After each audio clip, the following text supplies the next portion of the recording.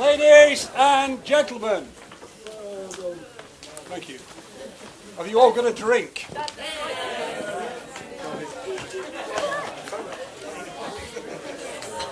all have a drink.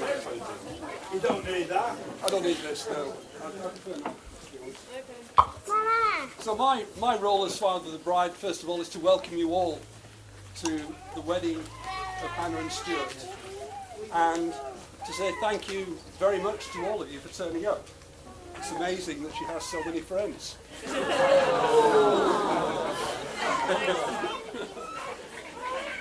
Hannah is my firstborn, and as a dad, having a daughter as a firstborn is extremely special. It opens up something in your heart that never closes, something which is quite special and something which you rely upon in your future years. So I thought, what is a simile I could actually give to Hannah? The simile is like a flower. Hannah has been nurtured. She's been fed. She's been watered regularly. She's been loved. She's been cherished by all of the family. And today she's blossomed into a wonderful bride. But it would be very remiss of me if I didn't actually give you some embarrassing anecdotes. This is what you've all been waiting for, isn't it? So I've always thought of Hannah as an explorer. Hannah has a character which is one of always searching for something new, searching for information, searching for stones. Now those who know Hannah from her childhood, Uncle Peter will know exactly what I'm talking about. As a child, Hannah would fill every pocket with whatever stones she came upon. It killed at least 2 washing machines. It filled her bedroom, it filled the house. Do you still do it? She collects glass bottles now. But she now, I'm just coming on to that, but she has a new passion now, which is pharmacy, where she's collecting pharmaceutical bits and pieces, mainly glass bottles. But the collection of stones showed me that Hannah had a character where she wanted to go out into life and find new things. So the next item of discovery came along with Grandma G. Grandma G was much loved, and she used to come down from Liverpool on a regular basis. And on this occasion, she'd been to the market in Liverpool, and she bought over 20 bottles of nail polish. Well, you can imagine, what does a girl of 7 or 8 do with nail polish? Her and her colluding sister went up to the bedroom and proceeded to open the bottles one by one. When they ran out of nails, they moved onto toenails. Running out of toenails, they went on to faces and arms, and then furniture, and then walls. There was one big mistake in all of this. They forgot to put any of the tops back on the bottles. So when we found this out, not only did I have to go out to town and buy a litre of nail polish removal to get them clean again, I also had to buy a new mattress and a new carpet. But they had a great time. They were so happy doing what they were doing, exploring their femininity, exploring life in general. And to them, I'm sure, feeling very pretty. So, Hannah as a teenager developed. The exploration theme continued. And one story that came to mind was the story of the embarrassing father. So you can imagine, here's me and Hannah and Kate on holiday together, where I was informed very bluntly I was very unhip. In fact, I was downright damn boring. I mean, how could you dress like that, Dad, and go on holiday? So what does any dad do? He goes to a shop and he says to the attendant, what does the average 18-year-old wear on holiday? Why? I want to buy it. So I bought a pair of very flowery shorts, knee length. I had a baseball cap, the opposite way around, and a very large t-shirt. My dear daughter wouldn't come anywhere near me for 2 days. In fact, when I went down to breakfast, they went and sat on another table at the opposite side of the dining room. And I had to dine on my own for the first 2 days. But again, she has that character of exploring new things in life. Now, Hannah, to all who know her, is a bit of a control freak. Is that true? I've no idea where she gets it from at all. But Hannah has a control freak to the nth degree, slightly obsessive at times. And she's also a neat freak, tremendously neat. If you go to a house, everything has a place, and everything is in its place. It wasn't always so. When we first moved to Silverstone, we had an unhappy situation at the first Grand Prix that we were burgled. The burglars came in through the patio door. They were out riding horses. I was at the Grand Prix. And they went through the house like a dose of salts. They took everything they could carry. They loaded it into a white van. The policeman actually opened our gate to let them out and then shut the gate again. And we came home to mini devastation. So the police turned up. I came back from the Grand Prix and we went through the house trying to identify what was missing. And they got to Hannah's bedroom. And the guy said, "Crikey, you've done a job here. Just look at the state of this." To which Hannah replied, "It's just as I left it." She was quite an untidy teenager. It was quite notable. But Hannah has matured. She's grown. We're all very proud of her. We're proud of her achievements in life, her pharmacy, everything she's done with her career. Just like her late mother, she's a wonderful pharmacist.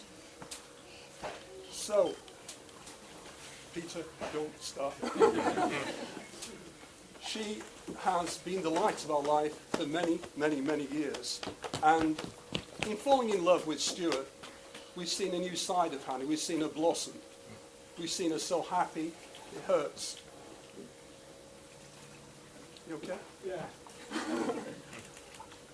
We've seen her so happy, it hurts. And now we see the culmination of that pride and that happiness in them getting married here today. But who is this guy, Stuart, that she's got married to? Stuart is quite a character. He is the antipathy of Hannah, where Hannah is stressy. Stuart is relaxed, chilled back, horizontal. And he just lets it just ride over him. I think all of his family know exactly what I'm talking about, and I'm very impressed with that. But the most impressive part about Stuart is that he's a Man United fan. Sadly, it didn't work today, but so for all the Allman family, we're all from Bury in Lancashire, and we're all mad Man United fans. Welcome, mate. So I'd like formally to welcome Stuart to the Allman family and the G family and the rest of us. I'd also like to say a very big thank you to them both for being such wonderful people and supporting us in the last few years. And I'd like to wish them every success for their marriage into the future. I'm sure it'll be quite special. So I'd like you all to stand and drink a bumper toast to the bride and groom.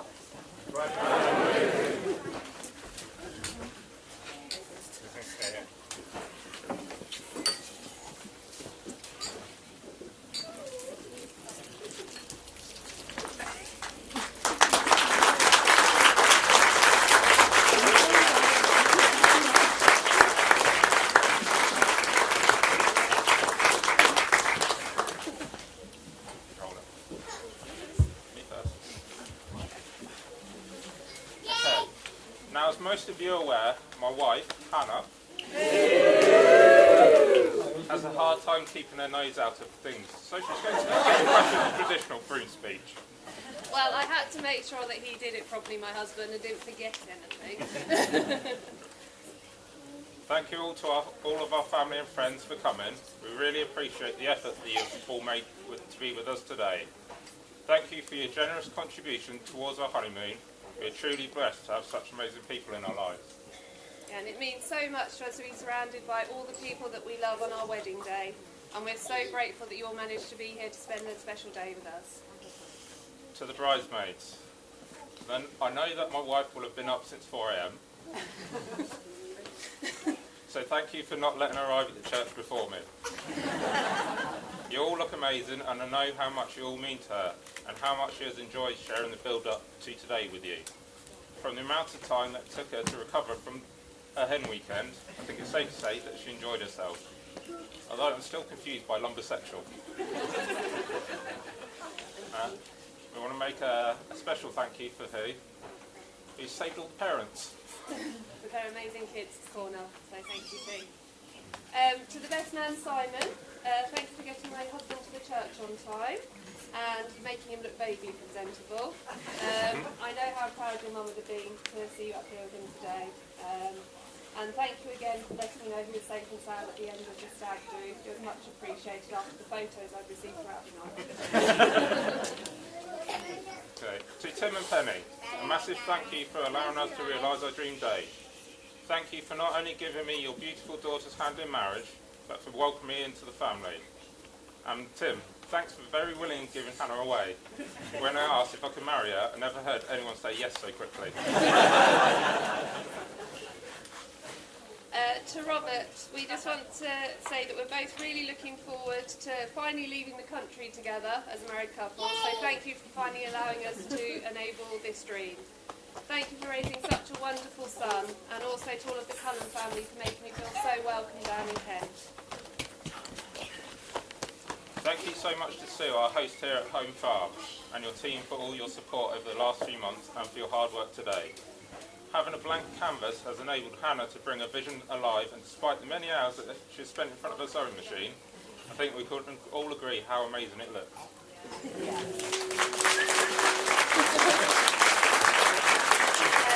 To Paul and Tracy, our amazing photographers, we would like to take a moment to thank you, thank you for making us feel so at ease and capturing all the special moments from today, and we can't wait to see the photos.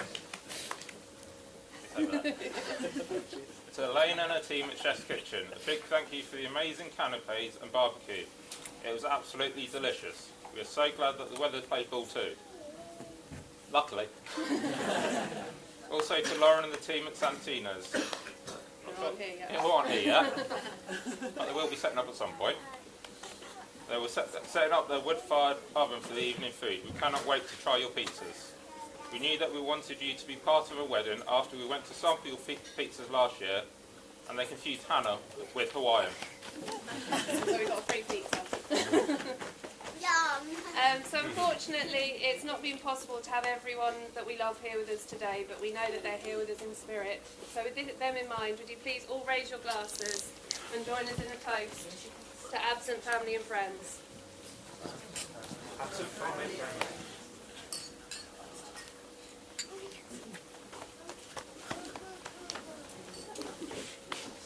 So, I'd also like to take a moment to say a few words about my amazing husband. So he told me the other day that it's just been easy from the start, and although we've had a few trials and tribulations, you know, a global pandemic, a flooding house, to name a few, I couldn't agree with him more. With you by my side, Stuart, I know that we can conquer the world, and I can't wait to start exploring some of it with you. You're my rock, my soulmate, my best friend, and I will love you with almost all of my heart, apart from the Cepheus part, until the end of time.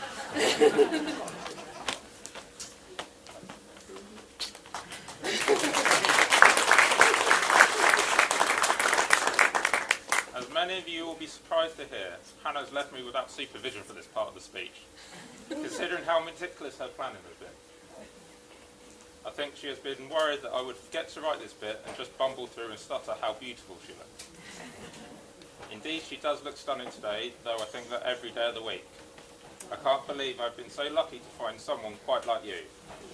The more I got to know my wife, the more I fell in love with her. You've been the missing piece to my life, a source of love, friendship and support. I look forward to seeing what adventures await us as we travel through life together. Before I hand you over to my brother, I would like you all to raise a glass to my amazing wife, the newest Mrs. Cullen.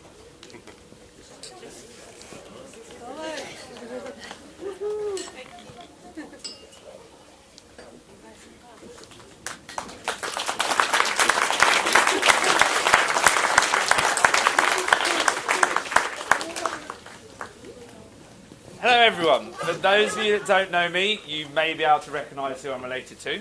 There is There is a strong family connection, and it has gone on all our lives. When we were young, family holidays in America, even though there's 3 years between us, people would be asking if we were twins. And when I wrote this speech, I was thinking that might be the end of it. But yesterday, at the bar in the hotel, get to there, and someone turns to me and is like, "Oh, hello, how are you doing?" I was like, I don't know you. It was one of Stuart's old Navy mates who thought I was Stuart. And then one of the staff has just congratulated me on their way out of the tent because they think I've been married. That strong family trait can be seen in Stuart's son Teddy. We looked the same as we're kids. I always got pointed out as looking the same as our dad. So unfortunately, Hannah, Laura, any children you give us are probably going to be born pasty and ginger. While we may look very similar, we do have very different personalities. I can be quite lazy, quite haphazard. Stuart is more neat and disciplined. He is a military man after all. And he is very organised. The organised side must match well with Hannah, as she did give me a page and a half of notes for all my duties today. It's almost like she can't trust the Cullen boys to actually organise our side of the wedding. But I can't blame her, considering Hannah had to help Stuart ask me to be best man and Laura had to help me answer with a yes. Out of Stuart and me, I can be considered the more emotional one, and Stuart can be considered the more practical one. That practical side is really helpful for you and Hannah, building your home as you go on together. But I'm going to let you in on a little secret now, Hannah. Yeah. Stuart doesn't know this, but I have found a way to get his emotional side out. Ooh. Manu? No? To show he was thankful to me, Stuart leant over and gave me a little kiss on my hand, like I was a Victorian lady. It was the end of his stag do. He had 8 straight Jaegers and about 10 pints. And couldn't walk. Yeah. And no legs. So the next time you want a little something, a few shots, it'll come out. Okay, thanks. Speaking of the stag do, I do have to give a shout out to Paul. He brought some fancy dress costumes along. But I am a little concerned. With about an hour's notice, Paul managed to find a friend who was able to find a transgender sex doll with multiple access points. There's lots of photos of that doll being Stuart's date for the evening, but I don't quite know where it ended up in the end. But we do have photos of our father enjoying quite a few dances with it. And then I've even got a photo of him trying to get Clive to join in with the action.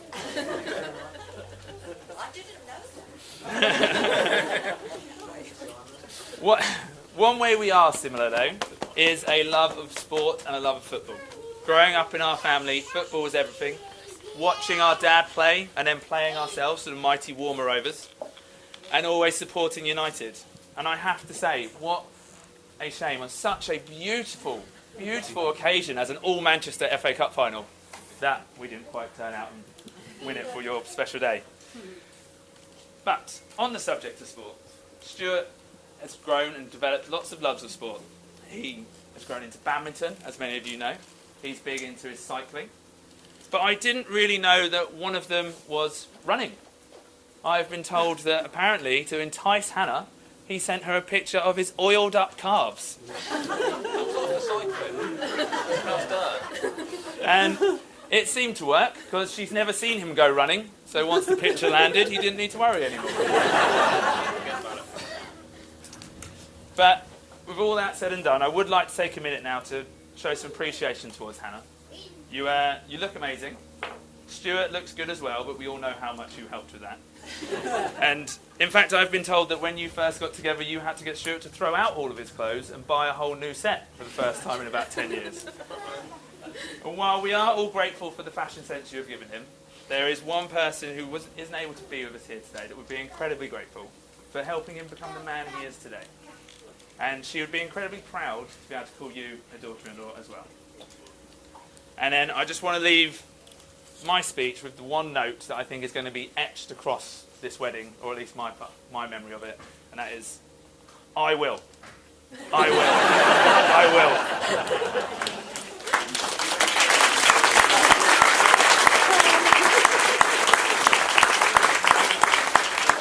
To Mr. and Mrs. Cullen.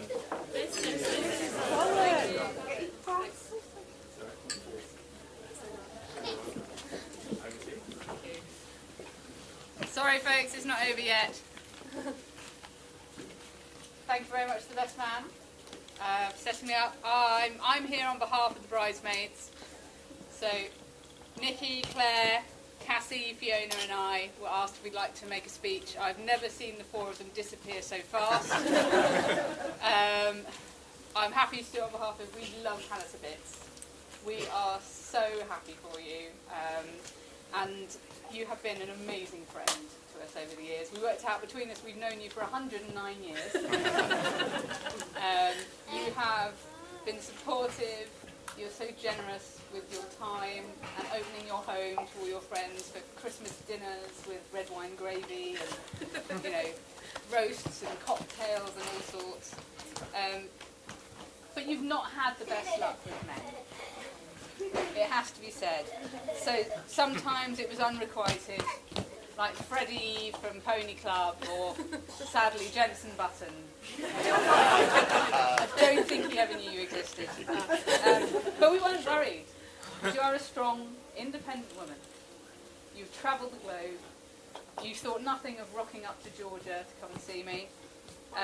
Twice. You're a successful drug dealer. But at last, a chap came along. Handsome, good head of hair, loves you just the way you are. But that's enough about the cat. Luckily, along came Stuart with his dry wit. Also very handsome, I think you'll agree, everyone. Also with a good head of hair, and who also loves you just the way you are. Makes us all very happy, and you very happy. And he survived the Spanish Inquisition from Marilyn Hunter, my mum. So you're made of stern stuff. So we were thrilled. We finally got to organise a hen do for you, who could be a professional hen do organiser. The Cliff's Notes are lumbersexual, as mentioned. The moon landing came up a lot. Fish cycling, and all those things. Bebop. And Bebop, the goat. And a lot of Prosecco. But we just wanted to say, welcome, Stuart, to the gang. Congratulations to both of you. And thank you for letting us follow you up the aisle on this amazing day.